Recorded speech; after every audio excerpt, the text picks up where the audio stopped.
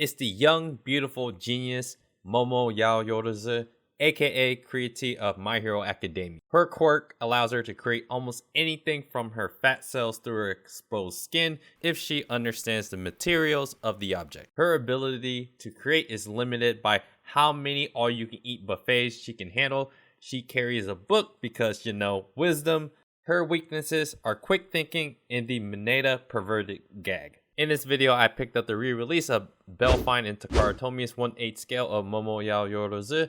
I picked her up from AmiAmi.com and paid a little bit more for the AmiAmi exclusive acrylic character picture card thing. In this order, I shipped out the Zenitsu and Nezuko Nendoroid dolls. It came in the 120 size box. Altogether, it cost me $267.47. I paid for it on Wednesday, June 29th. It shipped on Monday, July 4th, and it arrived Thursday, July 7th.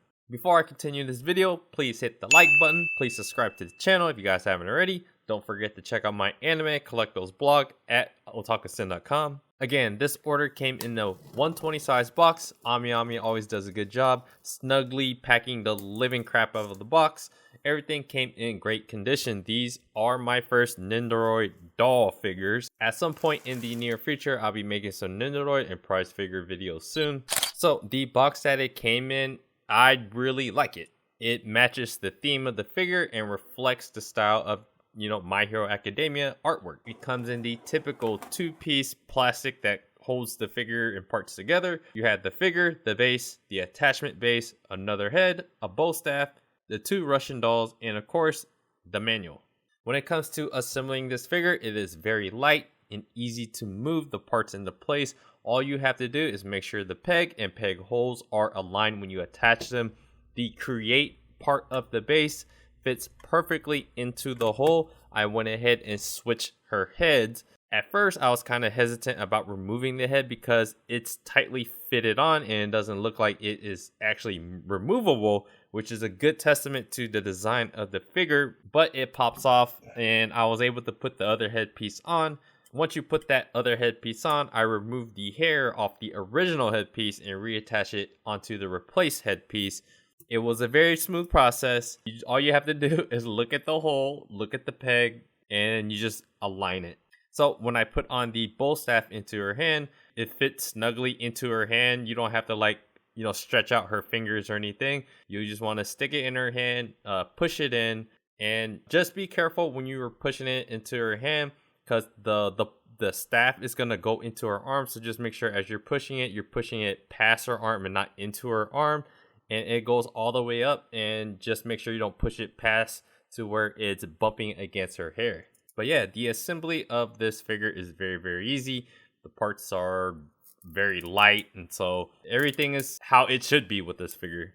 Looking at the design of the figure, I really like the easy assembly. The pose and look of the overall figure is solid for its price. It's definitely a step above the quality and design of the typical prize figures, which basically fits exactly where this figure lands at for the price point, around 100 to 150.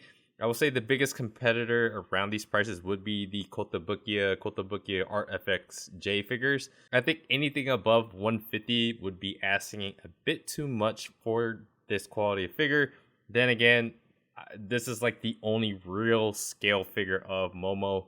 So the design is what makes this figure, cool and better than the other prize figure. The only real difference though is it's the create part of the base. The base itself is very light. It's just a plastic base, and then they just put a little bit of artwork on that base. But yeah, the create part of the base and the quality of paint of the figure is probably where this figure stands out the most against all the other kind of figures of Momo. There isn't anything sculpted that particularly stands out about this figure. There are like the Russian nesting dolls, which is a very, very important part of this character. But to overall sum up this figure, I like her, but I don't love her. So looking at if there's any paint errors, you'll typically find paint messes along the lining of figures in general. Surprisingly though, many areas where you think there would be some paint issues are actually painted on very well. So looking at her stomach up to her chest area, there is that the red paint. There isn't any, of that red paint that's melting over onto her skin. That's where I would think like some of the painting errors would be. Where is the most messy is actually on the right side, where it's supposed to represent the wrinkles on her clothes. Most of the like other kind of paint messes are at the striped area on her sides.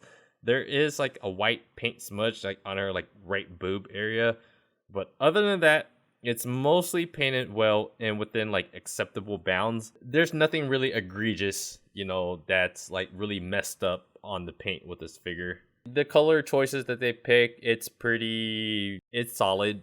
The acrylic character card came in this bubble wrap. All you have to do is kind of like unscrew the two metal pieces and screw them back on. It's like a cool little added presentation feature, for the figure. It probably costs like an extra like $9 to $10 to get this piece if you really, really want this acrylic piece. Is it something that you have to have? Like, I don't think so. It could just end up taking up more space if you have limited displaying options. So yeah, overall, it's a neat thing to have, but it's like kind of unnecessary. Would I recommend this figure? I don't think we really have a choice for any other scale figures for Momo. It's a very solid mid kind of figure. Any company decides to release any kind of like higher quality scales of Momo, I might end up ditching this one for whatever other future releases of her could be. But this figure, it's a solid one. It's my first Takara Tomy / Belfine figure. I'm typically not a big fan of a lot of the prototype pictures that I see, but for this price, around the $108 and plus the shipping and everything, so you probably end up paying, let's say like $150, $160. That is probably the highest price that I would pay for this figure, and I'm okay with that. Anything above like that $150, that's where you're kind of pushing it a little bit with this figure. So like I kind of have like a hierarchy of like my favorite like My Hero Academia characters. So if just randomly to tell you guys, this is kind of where I have them kind of listed for my favorite like characters. I think the number 1 would be All Might. Number 2 would be Endeavor. Number 3 would be Midoriya. Number 4 is probably Momo. 5 is Shoto.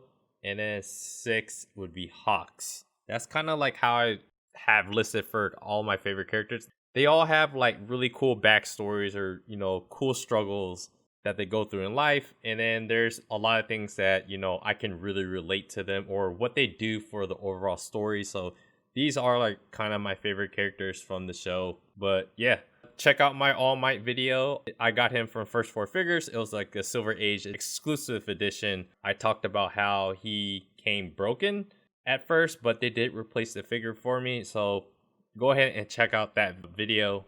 But yeah, that's pretty much all I have to say. Please like the video. Let me know what you guys think about this re-release figure in the comments below.